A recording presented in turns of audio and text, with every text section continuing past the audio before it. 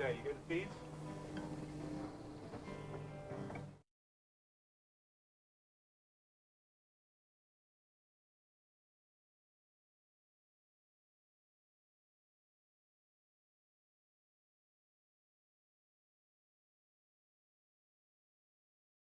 Okay, so give us a count.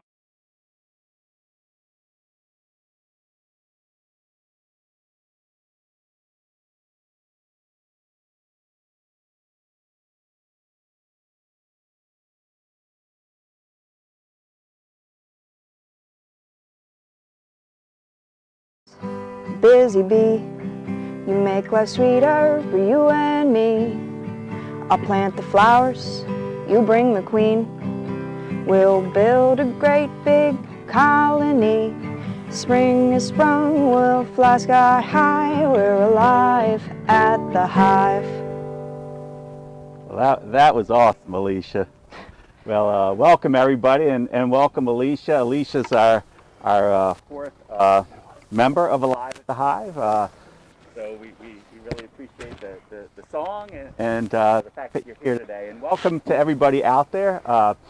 I am George. I'm president of the CCBA, and Alive at the Hive is will be on Mondays, every other Monday, the second and the fourth Mondays of the month. And our goal is really to show everybody the joys of beekeeping and share with the public a little bit about what beekeeping is and a little bit about honeybees. So, you know, spread the word, and we really appreciate everybody joining us today. I'm going to turn it over to Tim now. Hey guys, I'm Tim Ferris. I run the Innovation Committee, which is hosting the event for us today. I'm also a master beekeeper, and I run one of the biggest apiary operations in this part of the state. So with me we also have our budding Alicia, that's a new beekeeper for this year. You got anything to say, Alicia? My first year, I'm in it for the long haul, hopefully. Yeah, excellent. So if we can zoom in on the eyes, you'll see Alicia experience new things for the first time through the season, and we'll try and explain it to the general public as well as to her level of beekeeping. And throughout the day we'll also throw in some high-tech stuff. So later in the show we also have a CAT scan of a bee. On the apiary yard we're at the moment, there's a swarm that's in process, so we can talk about swarming. But let's put some gear on and go check out the hive. Awesome. And we're gonna have a panel discussion at the end. So if you guys have any questions for us, if you want to ask anything about bees or beekeeping or about Chester County, just type it into the YouTube channel, and we'll be answering them at the end. Awesome. Hey Tim, I see you brought your smoker back today. Yeah, so I modified it slightly this morning. The actual clip's turned up that holds on the lid, so 2 weeks ago when we lit it, the lid came off. When I'm beekeeping I actually wear the leather gloves, which is nice for when you're dealing with fire and hot metal. So it actually works quite well now, George. It almost feels like it should have a name. Does it have a name yet? No, I was going to compete against Ed's vaporizer that he's built, so I was going to call it like the Jimmy John 10,000 or something like that. 10,000. Yeah. Well, maybe someone watching today can give us a name for your smoker too. Yeah, so it's got the battery capacity in the fan to run for about 5 hours, but the chamber wise it could probably go for 10. Awesome. Very nice I for think cutouts. it definitely needs a name, so send in your names. If anybody out there has something creative, we'd love to hear it. I'm gonna try to redeem myself today. I got my little smoker. So my smoker lasted all of about 10 seconds last week. So I'm gonna try again as you guys get going there. Awesome. Okay, Alicia, if you grab your hive tool, we'll open up the hive and see what we've got for today. So we're just taking off the outer cover that basically protects it from the elements. Underneath here we have an inner cover, so that gives us a thermal regulation. Okay. Hive tool, working the edge. When you lift the lid off, just lift it away from you. That way if any bees fly out, nothing's going to fly on your face. We do have a honey super on, giving the bees a bit more space. If you look at the frames, they're brand new and waxed. The bees haven't really drawn anything out yet because we've had a pretty cold, wet weather week. What's your favorite favorite color to paint a hive, Tim? I actually run different colors. The bees navigate by color for orientation with their hives, so I actually paint all my bottom boards at 1/8 per yard different colors. Standard brew boxes I actually keep white, that way I can rotate them between hives and I don't have to worry about disorientation. So guys, if you can see that on the overhead, we actually have a brood binder unit, so this does temperature and humidity inside the hive. So at any time you can log on to the Chester County Beekeeping Association website and you can actually track these hives. Nice little gadget. It helps you basically with the cluster of bees inside the hive and what's happening. It's a technical level of beekeeping that I don't use on a commercial aspect, but it's something you can do as a hobbyist level. Hey Alicia, what do you see inside the hive? Bees and wax. Is that what that is? Yeah, so you got some burr wax on top there, in between. When the wax is brand new and fresh, it's white and it stains over time. So what I'm looking at is a major cluster over this side. We've got beads of bees coming up looking at us. If we wanted to, we could do a light puff, push the bees around the other way. I use this style of hive tool. When you buy them in bulk, they're about $3 each. It's directly out of China. But they're basically, the tapered end is quite smooth and easy for leverage. So if you want to, do you want to work the hive, and I can talk you through it. Okay. So I'll just pull out the first frame. So when I pull out the frame, I'm always looking for a queen, I'm looking for eggs, I'm looking at the brood pattern. So this one here, for example, has a little bit of carbohydrate on it. As we work towards the center of the cluster, we should be able to find the queen. The reason why we have the second brood box on is last time we were around, the queen was on the outside of the cluster looking for space to lay. Okay, grab your hive tool, Hunt, and we'll get going. Let's bring this up. So this will keep our bees protected and not fly away. So why did you start beekeeping, Alicia? Well, I guess a lot of things with COVID and life kind of changing. It grounded me, and I felt like with the garden and all that kind of stuff, I kind of owed it to the bees, to give them at least a place to stay. Nice. But my 2022 goal is to live entirely off the land, so we'll see how that goes. How much land you got? Just a little over 1/4 of an acre, so not a ton, but Not a ton? enough to get a garden and some chickens and some beehives. So I run a couple of 100 acres and I'm still struggling to live off the land at the moment. But I have more honey that I can shake a stick at, which is nice. Okay, Hunt, so if you hold it by the ears of the frame, there you go, you can rotate it round and you can get the right angle. So guys, when you're looking at your frames, the bees actually build the wax out. There's about a 4-degree angle difference in the comb. So if you hold it by the ears, like Alicia's doing right now, you can actually stand with the light behind you and you can look right down with the black frames and see the bottom of the cells. With that rotation, you can see eggs, you can see larvae, you can see the pupae, which is basically all the brood cycle. So Ted, what are the bees doing this month? This month, Yeah, what are they up to? usually this month they're building in size in the colony, and if there's warm weather, they'll start collecting a lot of nectar, which is your main honey source. So when we're looking at it, they're basically worrying about, today we're worrying about space inside the hive. So as you can see, if you zoom up close, you can actually see all the nectar. So that shiny stuff is basically the nectar from the trees this time of year. We haven't quite got into field undergrowth. So they're basically pulling in food stores to get them through next winter. So by manipulating the hive, which is basically what beekeeping is, we can give the bees more space so the colony will get larger in size, and then as a result they'll have more bees to forage and collect nectar, which is, when they dry it down, becomes our honey. Keep going. So guys, we're just going to keep working the hive till we find the queen, and what we'll probably end up doing is a frame rotation. Give more space directly above the queen, which helps with swarming. If you give her space to lay, it reduces that risk factor. Swarming is a natural characteristic for the bees. It's a way of passing on their genetic line, but at the same time, it's good beekeeping practices to maintain your colony, not lose swarms all over the place. It just helps with your neighbours, it helps with the environment. They say that only around 20% of swarms actually survive.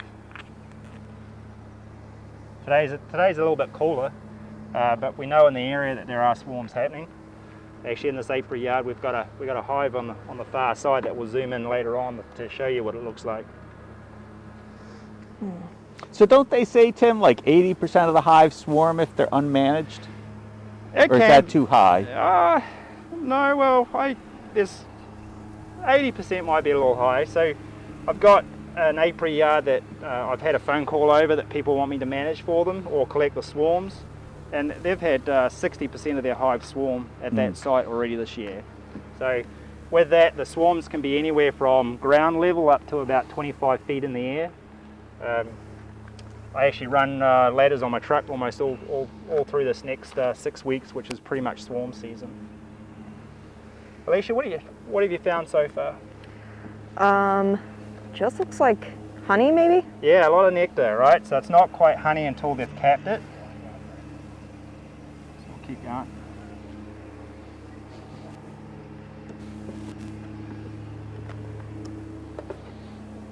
I'm the foolish one without the veil. Yeah, you know. but they're pretty quiet bees. They're very quiet, calm bees. Okay, let's take a box off. They're so calm I can smell them. You can smell the calmness, George. I can smell the calmness. You want me to do that again or no? Yeah? Somebody wants me to do that again. Okay, so How do I'm you know going the to stick queen's not in my there? face up and Oh, I don't, but there's no Nectar eggs, in no the hive. brood. Right? So usually what I do when I do a... That's how calm these bees are. People are afraid of honeybees, and you know, when bees are like this, So this one you want to work from about this side. you know, they're really calm. And most bees are, actually. Most honeybees are calm. So you definitely don't want to be afraid of honeybees, because and some people say they can sense your fear too, just like animals can, like a dog can sense your fear. Like they say the honeybees can sense your fear. Like you give off a pheromone that causes the bees to be alarmed if you're jittery. So That's it. just wonderful smell of the local nectar coming into this hive. You want to taste some, George? Show it Do what I it looks want to taste some? Yeah, scoop some out, put it on the hive tool. Nectar is actually almost like a fruity wine. It's not dried off or thick like honey is at the moment. There you go. And It's nice and thin. You can see it Yeah. drip in there. It's going to drip. See that? Almost transparent this time of year. Mm. It's wonderful. It's Yeah. absolutely wonderful. So the only problem is It's almost like wine, right? It is almost like wine. The problem is because it's got the high moisture content still, it will actually ferment. Mm. So as the bees work it, they're drying it off. They're adding enzymes from their honey crop, which is their first stomach. But it's really quite sweet and delicious if you can eat it that way. And there's comb honey, right? So comb honey is honey that still has the comb in it, right? Yeah. So comb honey is almost as natural as you possibly can. You can get manipulations of it. So Ross rounds, which is a precast unit. It's a round form that the bees build out. It has less processing to it, so it's the most natural form of doing it. I didn't get breakfast this morning, so I'm like, this is quite the treat. Do the bees mind that you're doing that? My sticking my face in Yeah, it? yeah. Well, eating their hard work. This time of year, not so much. They have plenty to share. Yeah. You know? It's when you get more into the fall, Alicia, that they Inspecting. start getting. Let me check it. You grab the next one. It's when you get into the fall that they start worrying about their reserves. That's yours. And some people are really good at, you know, like wine tasting. The same thing with honey tasting. There's all different kinds of flavors and. Yes, there's a different colour grades. So there's the jack scales for colour. Guys, so we're still working through the hive. What we've got different over here is we're now getting more into the brood pattern. So we've got the cap pupae. The bees are actually keeping it warm by keeping it covered.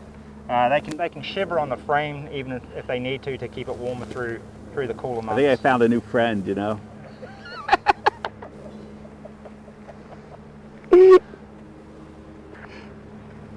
These are my friends, Tim. There's got to be someone out there freaking out right now. It's like, what in the world is he doing? No? Well, You are a strange guy, George. I have my Okay. moments, you know. But, you know, I think these bees know we take good care of them, you know. So, and I think Alicia here, I think the song really helped today too. I think so. It's like a lullaby for bees. Exactly. Yeah, so we are overcast. It is cooler. So the bees aren't actually out foraging today. They're just sitting in the cool, keeping their brood warm, moving stores around the hive. So with that, we've actually got more bees in the hive than normally.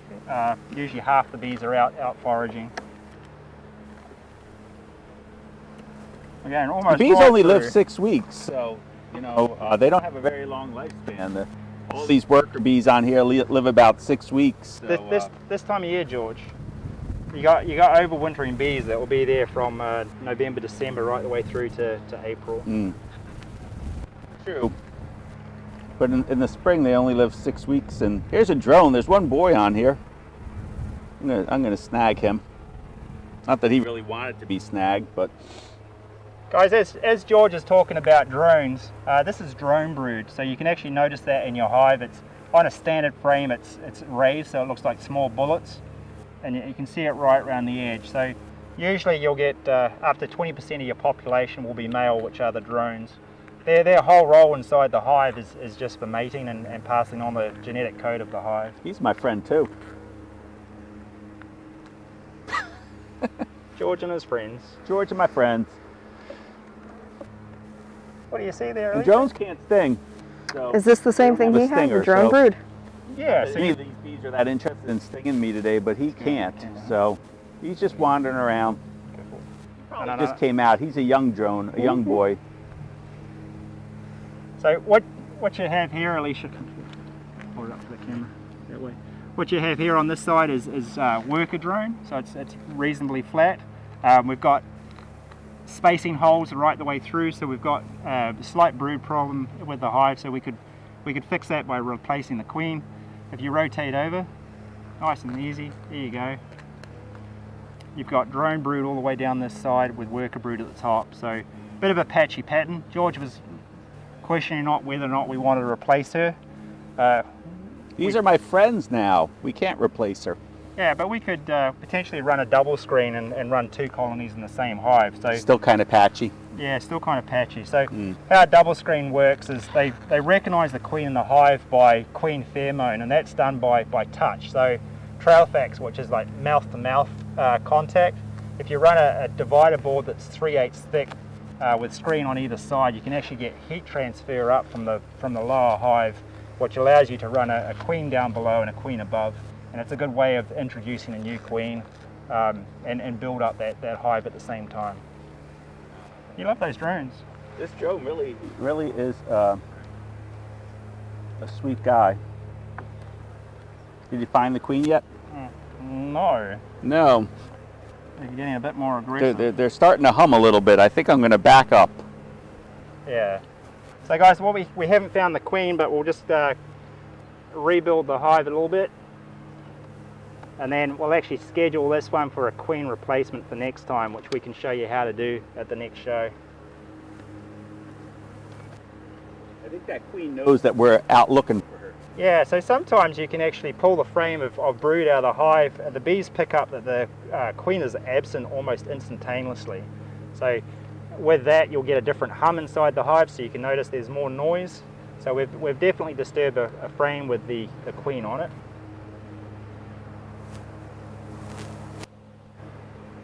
Did you have this one marked, George? Yeah, she's marked. She's marked. And I don't think they swarm. It's not big enough. It's unlikely for her to be on the outside frames. She's usually in the center of the cluster, and what she'll do is a lane pattern through and build. So even though we're in a square box, the brood pattern is usually in a sphere shape, which is basically optimum for a lane pattern and for warmth protection. There was a question about, what about the screen? You're saying about a screen? Yeah, so guys, a double screen is a advanced hive keeping method. It's basically a suspension of gap. So what happens is with the bees, they transfer a lot of the pheromones by touch. So by having a voided space where they can't transfer that touch, the top section of the hive, which would be above a double screen, would then become queenless in a sense.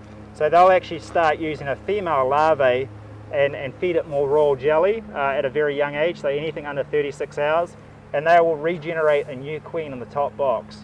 So by using a double screen rather than grafting, you can bring in a frame of eggs that you want that will hatch into the right size larvae for them to make a new queen, and then the bees were already traveling that distance in that location.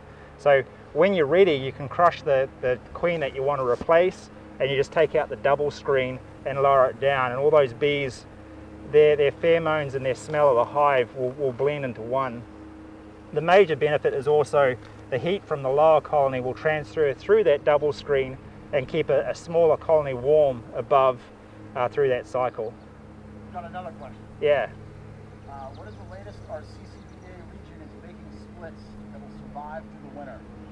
So that fluctuates each year. I usually try and have a laying queen by the beginning of July for my splits. So if you reverse calculate that, you want to really be doing it no later than the second week of June, allowing 22-day cycle for a laying queen.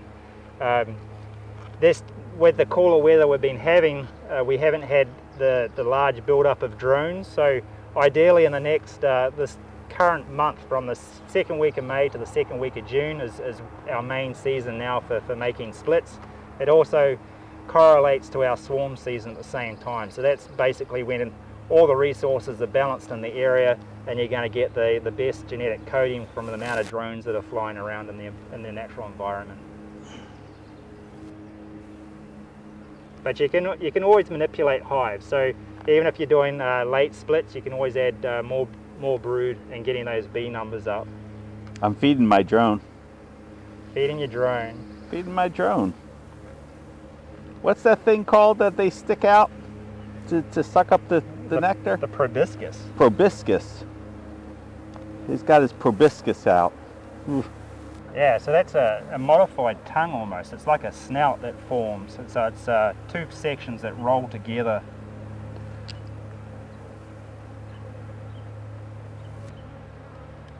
Chris, any more questions? Not at the moment. Okay, Alicia. I did not see the queen even when I double checked you. I'm sure she's in here. Maybe she's on the edge. Yeah, maybe she's in that top box that I You pulled can off see earlier his and we didn't proboscis. check. Well, we didn't check these either. You don't think it's likely? No, usually That should thing be that's with the coming brood, out of its but I don't see right between its I eyes. see a few eggs on this frame here. But we'll just put it back together. We don't want to get the brood too cold. Anyway, interesting, isn't it? Okay, let me grab that top box. Very interesting. So guys, what you got to worry about when you're working with hives is chilled brood, especially in cooler weather patterns. So when I say chilled, anything under 60 degrees, there's always a chance of chilling it off. So if you have a little box beside you, a nuke box or a screen box, you can put your brood in there and get rid of the wind chill. There's the queen of the frame I never checked. Ah, Top there box. she is. Yeah, right there. Guys, can you see the queen? So Alicia called me on it. She said it would be out on the edge. It was in the top box, one of the frames I didn't check. Usually I rotate my frames and have my feed stores on the outside. If we look at that frame, if we look in closely at the right angle, you'll actually see eggs in the bottom. Her pattern is a bit off. When I say that, she's not laying in every cell. So unfortunately we'll eventually squeeze this queen and replace her with new stock. Another thing on this frame that you can see is all the pollen around the outside. So the pollen is the protein source that they use for feeding young larvae. They actually turn that into royal jelly. Royal jelly is made in the hypophalangeal gland, which is a sinus gland of the bee, pretty much in the forehead. We have another question. Yeah. Do you want split drone in abundance or more of a balance? So I actually really like drones. To me, that shows a healthy colony. A good amount of them is fantastic. When I say a good amount, I'm looking at like 20% of the population of the hive. So, and using plastic frames, I'll actually introduce a green frame, which is a drone foundation. so the cell is larger. The queen knows not to fertilize that egg as she's laying because the cell wall is larger. In saying that, if I've got a weak colony, usually their population doesn't build up to produce drones anyway. So they're an indicator for the strength and size of your hive. They're also useful from a natural mite level indicator. You can also replace those green drone frames and freeze them out in cycling as well as a natural miticide.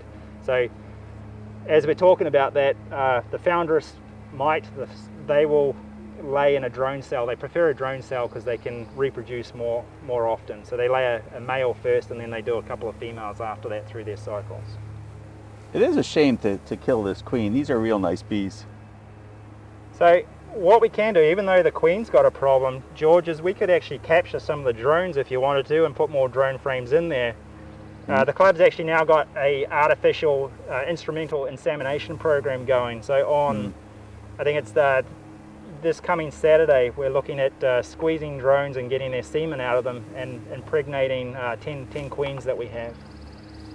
That's some pretty scientific stuff. But yes, you know, we could contribute some of these drones to that effort because they're nice calm bees. Yeah. So as we rebuild the hive, we're doing a frame manipulation. So what we're doing is putting anything with stores to the outside edge, anything with free open cells, we're gonna put in the center of the hive. That way, the queen will find that and she'll start laying back in our center of our sphere. Hey, Alicia, do you want to grab those ones out of the box on the other side there?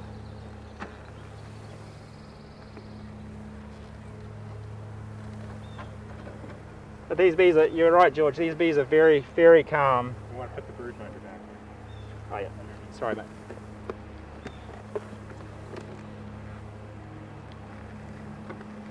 Yeah, you basically they're all in there and you basically went through every single frame and I still, there's a little bit of a hum, but not much for sure. That bumping of the boxes didn't help. That's right, I'm bulletproof, I'm in full gear, mate. You know, it's just like, So you guys, you'll notice I forget what you did on the last time we did one of these. I was splitting brood apart, drone brood, to see the larvae to check for mites on them, and it. But you dropped the frame? No, I didn't drop it. I just ripped it and it popped, and bees went everywhere. So George underdresses. I dress quite heavily. The reason why I do is because I get up at 7 o'clock in the morning. I'll wear a suit like this all day long and go through quite a few hives. My friend left me. I think I got close enough to Alicia. And he said, I'm out of here. Alicia's probably wearing a nice perfume today. You wearing anything special, Alicia? I think it was the Anything song. spooky? I don't think it had Yeah. anything. I think it was the song. And Just the song. he took off. Yeah. So guys, as we joke about fruity perfumes, you don't really want to wear a cologne or any herbal extract for a shampoo when you're working with the bees. You end up with a lot of bees around your face. They work with olfactory senses, so smell is a very big thing for them. I hear you were saying, Tim, we're gonna show a CAT scan today? Yeah. So Tell us a little bit. lucky enough in the community, we've been able to work with quite a few dentists in development of some Hive products. One of them, Dr. Shea, has just opened up a new dental surgery where she does basically just root canals 24/7, right? So that's what she specializes in. And with that, she's got in Exton, she's got a brand new office that has a CAT scan machine. She uses state-of-the-art microscopes. So we'll ask Chris to play that for you and give you an idea of some of the technology that's out there and see what you can see with CAT scan. Awesome. All right, there's another question. You want to save that for Q&A or you want to take it now, Tim? What is the question? Some of the books I've read said you put the queen's wings on a tagger to make it easier to find her in the hive or in the swarm. Either of that. No, personally I don't. But there's reasons behind it. One, that takes a lot of time, so time is important to me. But there are benefits to it. So this queen here was actually, when you say tagged, was marked with a paint dot on the back of her thorax. So it makes them easier to stand out. There's some colours that are in a scale, and with that you can tell the age of the queen if you follow that process. So this year is actually white, which is not the easiest colour to see in the hive. But if you clip when they say clipping wings, so on the queen with the bees you've got your wings. If you clip one side, what that does is stop that queen flying off in a swarm. It buys you a little time, so as that queen can't fly off, when the next queen comes through, the virgin queen comes through, that hive will actually swarm with the virgin queen. So what it does is buy you a 6-day window, but you still have to manage that swarm and do a managed swarm technique. So one of that is finding the old queen in that process if the virgin's still there, making a nuke box or creating a split and doing that routine. So otherwise half the population will just fly off with the virgin queens. So there are pros to it. Cons, it's a different management style that just takes a bit of time. If you're running 3 or 4 hives, why not? Keeps it simple. You want to introduce the video again? Or? Yeah, so what we've got is onyx, which is in Exton. Here we actually have a queen. It's actually laying an egg right now. So what it looks like, even though it's under magnification, think of a white grain of rice, but it's only the 1/6 the size. So as their abdomen goes into the cell to lay, that egg will stand up on end. Over the next 2.5 days, it will go through a spectrum of lying down to horizontal, and then the 3rd day it hatches into a very small C-shaped larvae. So that's very impressive to actually get that recorded. That's amazing. Abe Lincoln's bigger than the larvae. Alright, I am going to show you my other machine, fancy machine. It's called a Cone Beam CT, and it's shortened out to a CBCT. What it does is it takes x-rays, like how when you go to your dentist, you get an x-ray taken of your tooth, except the x-ray that you get regularly taken, it's a 2-dimensional image, so meaning it's flat. This machine takes a 3-dimensional image, and it's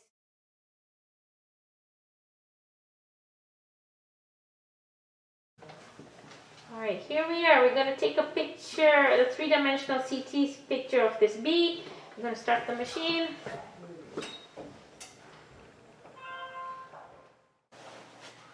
Alrighty, so what I'm going to show you is the 3D image we took of the bee. It takes a few minutes to process because there's a lot of data that gets transferred from the CBCT machine to the computer, and the data has to get compiled together so that we can actually see a picture of this bee in 3 dimensions.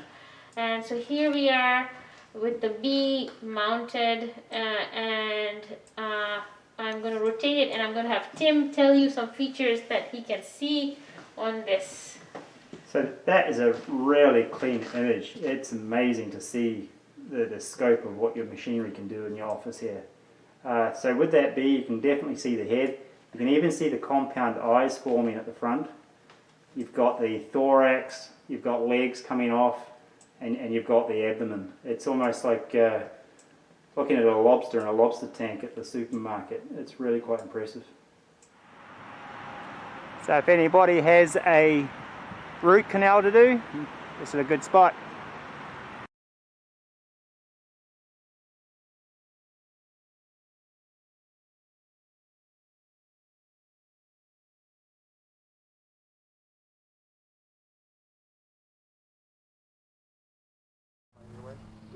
Yeah.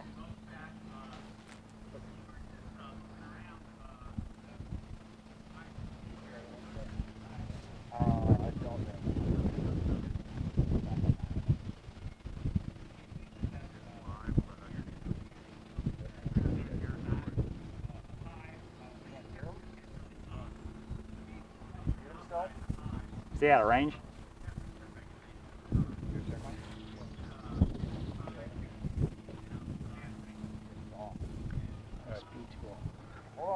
Yeah. Just come closer. I think you might be out of range, mate. Just point from a distance.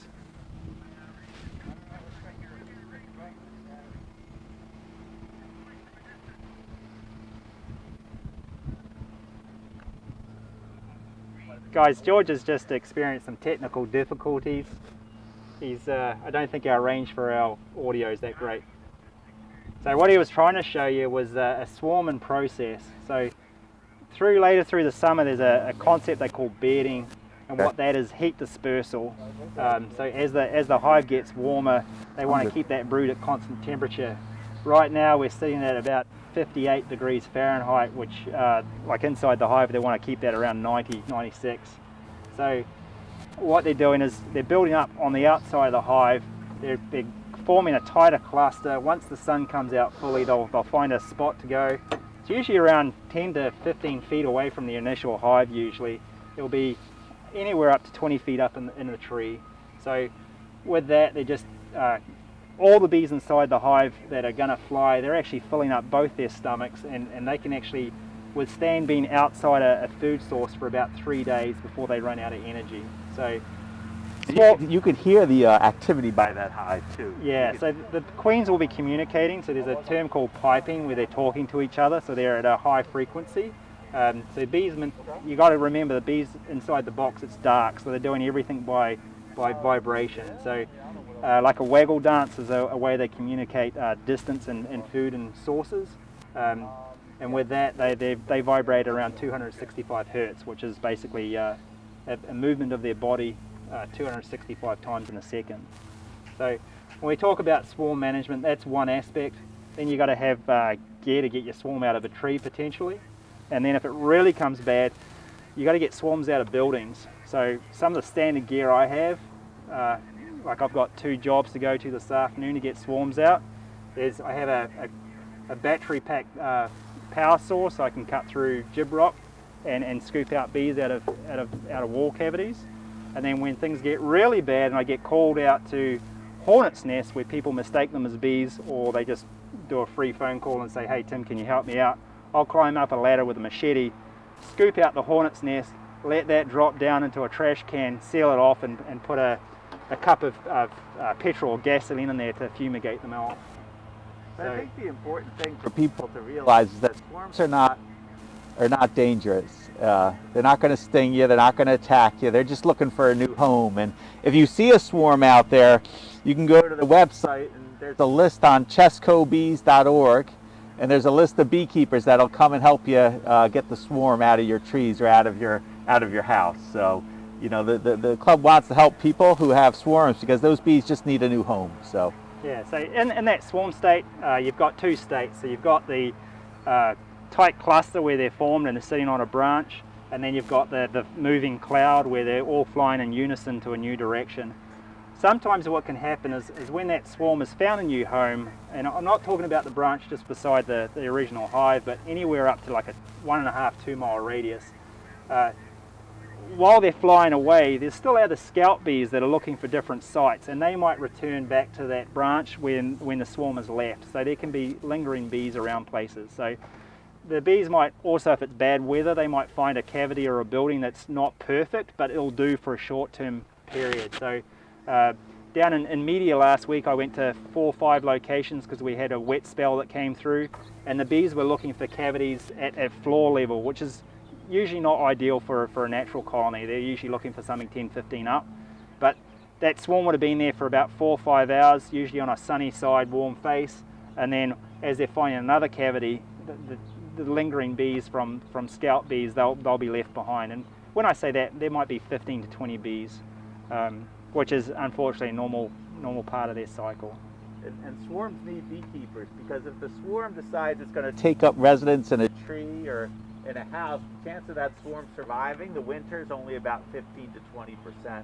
Well, if a beekeeper gets it and takes good care of it, puts it in a hive and manages it, that swarm is going to be probably an 80 to 90% chance of surviving. So 4 times more likely to survive if a beekeeper gets that swarm than if the swarm finds a tree. Yeah, swarms are actually, when you're as a beekeeper catching them, they're actually a really nice thing to catch. So they quite rapidly build up a lot of wax. So if you're looking for comb honey production, actually catching a swarm is really ideal, because they'll build out a cavity very, very quickly.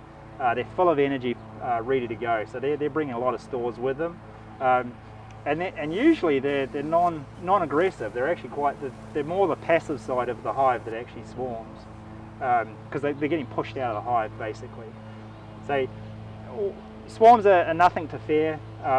It's a natural recurrence of the bees, but the beekeeper can manage and take care of them. So when you're looking at bee survival, they usually do pretty well too.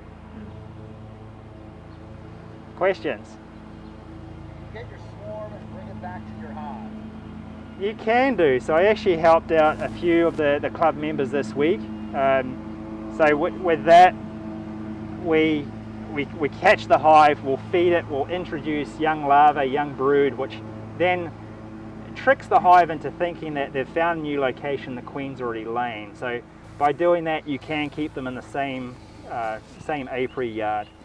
Usually what I like to do when I'm catching other people's swarms is to actually have designated apiary yards where I'll take all those swarms. That way I can monitor for disease control and not bringing any diseases back into my main operation. So like last week I caught seven swarms for my own operation, going out into the neighborhoods, and I caught 3 or 4 for club members and retrieved them back to their own apiary yards. I set up a new beekeeper with a small swarm. It was really neat. It was out at the apiary. It was about, swarm sizes can vary from the size of a beach ball almost to the size of a volleyball. So this one was a small swarm. So this one went to a new beekeeper who was very excited to get it. So that made, yeah, nothing wrong with small swarms. yeah, absolutely. They're actually really nice for a beginning beekeeper from the aspect that you can put them straight into a nuke box, and you can look. It's a lot easier to look through the bees and find them. So what I usually do is when I catch a swarm, I'll put them into a deep box. If I'm having to go up 30 feet in the air, I usually cut part of the branch off, which is a bit of a no-no, but it's a good way of keeping all those pheromones. And also, then I also know those bees aren't, the next swarm that goes in the area isn't going to go up to that same branch 30 feet up. So with that, they'll leave pheromones on the branch that can actually survive out through rain. And some yards, like I've got one client that allows me to catch all his swarms. He had 2 swarms in the same day in the same tree. So yeah. The poor old tree looks a bit different because I've caught 5 swarms out of there in the last 2 weeks, but it's by taking that branch, I can keep those pheromones there. They know that to stay in the box. So I'll put 10 frames in the deep box, and then I'll have a shallow box, which is I only use for swarm control, and I'll put the branch section there. If I get 2 swarms at the same time in 2 different clusters, I'll use that double screen again, which then allows me to keep the heat together and buys me some time to then go back through the hives and look for the queens. Yeah, we're just waiting for a good nice day this week because it's been 4 or 5 days of no flight conditions. So the first nice day, we're going to have swarms hanging from every tree in Chester County. Yeah, so from the weather forecast, Wednesday, Thursday is going to be big swarming activity. Yeah, so if you're looking for free bees Wednesday or Thursday, sometime between 2 and 4 o'clock, go out and look at some trees. I hear we had another, don't sting me, I've done all day without getting stung. It's a series of questions all around swarming. But what do you do if you want to keep just 2 hives and the bees are getting too crowded? Is the swarm be taken somewhere else? Can the population be thinned out before they are thinking about swarming? So the question, Tim, who has 500 hives, how do you... No, not quite 500, but I'm getting there. How do you keep from having? How do you keep only 2 hives and not expand?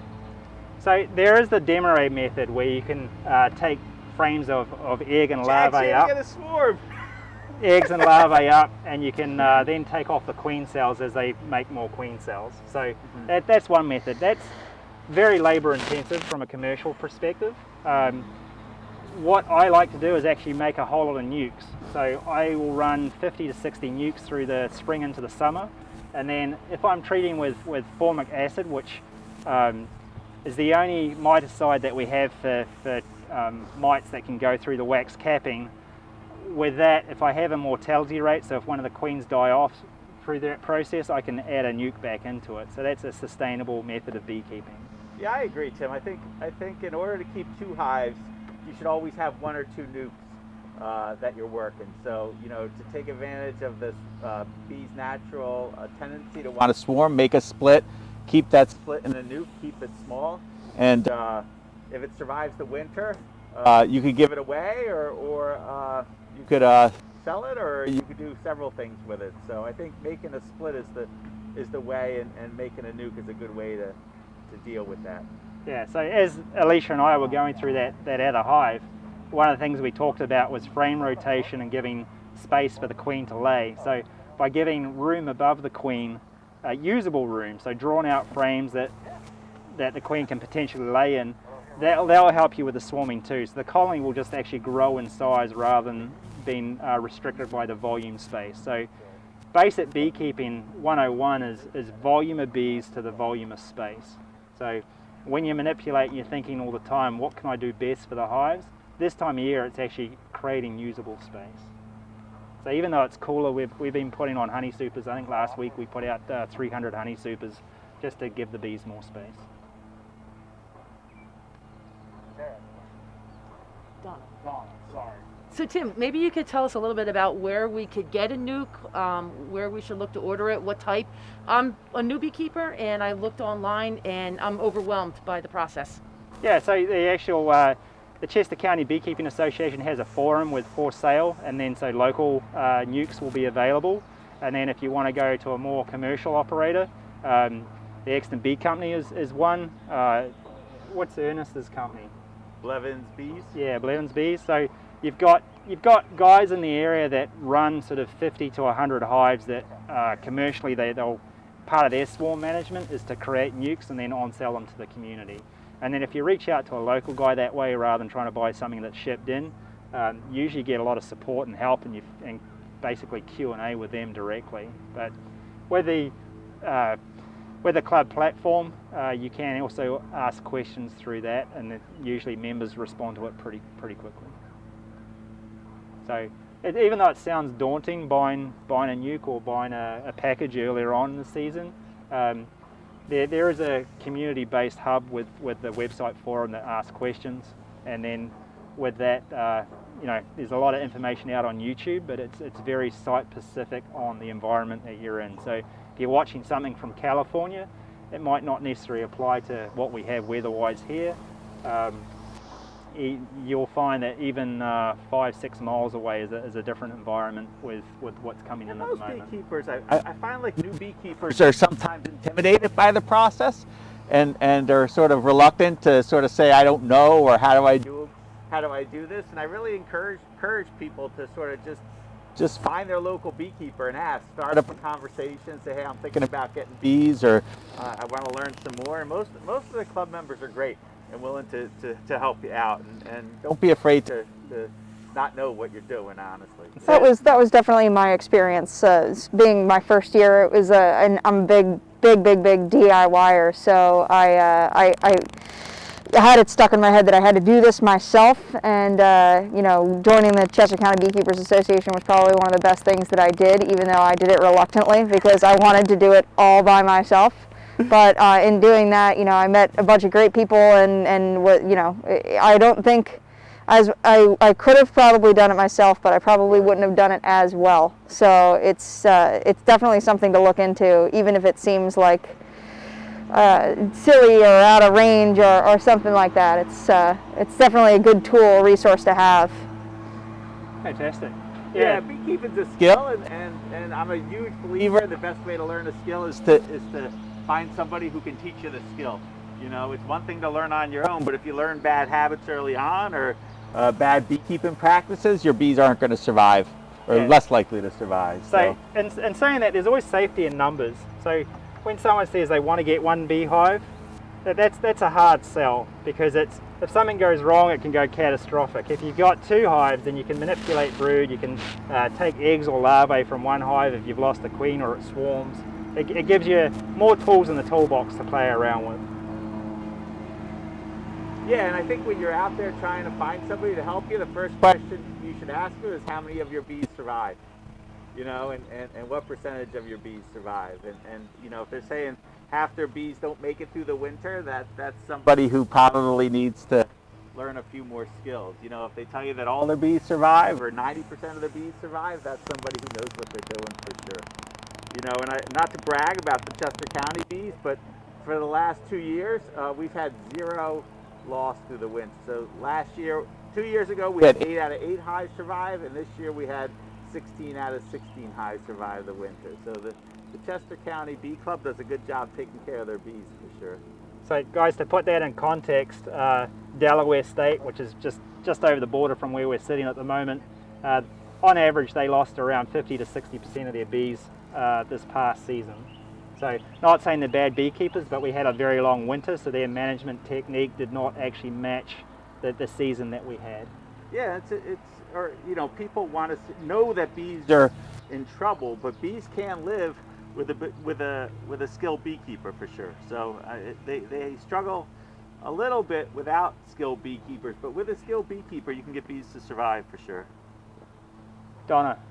So one more question, since we're talking about swarming and getting new boxes and things, I heard you talk about painting just the bottom box a certain color? Not the bottom box, actually just the bottom board. The bottom board. Yeah. So I just couldn't get mine waxed yet. We didn't have a date for that, and I bought some boxes, and I thought it'd be really pretty to paint all the boxes different colors. Do you advise against that? No, I don't. So when you're running a few amount of hives, having different colors on all your boxes is fantastic. So all my honey supers will actually be different colors. So I will, if I'm doing comb honey, that box is a different size. I have that a specific color, and I'll put that in different orders. And then with different frame setups, they're in different colors. And then I'll stack them differently so they look like an offset traffic light pattern. The reason why I paint the bottom boards a different color is because the bees orientate to color, right? So they don't see into the red spectrum, into ultra infrared, but they see into the ultraviolet. So with that, I'll have colors like yellow, blue, orange, green, and white, right? Because they can see white in the white light. So with that, it stops the bees from not recognizing their entrance. So there's a term called drifting, where a loaded honeybee coming in with stores will accidentally return to the wrong hive, or if there's a standard wind that's blowing the bees one way, you'll see that on a standard apiary, one hive will become a lot stronger than the rest. When we talk about guard bees defending the hive, if another bee is returning, they can smell what's on that bee. The bee actually changes shape, so that they'll recognize that bee's bringing in stores and not robbing them. So they'll welcome them in with open arms, and then that bee will then be simulated into that colony. So by painting the bottom boards or the landing boards, depending on your setup, that can help you with drift. Also, rotating your hives different directions will help with drift. But all my apiary yards are usually 5 hives in one apiary yard, and then I'll go down 2.5 miles down the road and have another one. With that color scheme, I can also do simple hive management by saying orange hive needs such and such. Then I'll have my brood boxes will all be white, because then I can transfer them and then there's no color distraction. And then my honey supers are all different colors. I also stagger my honey supers back to give an entrance at the top, so eventually those bees that are out foraging, they'll orientate to those honey supers. Chris? All right, do you need special paints to use? I was gifted a hive and wanted to sand it down, repaint it, spruce it up before I get my first bees. I just use exterior paint. Alicia's a painter. What do you use?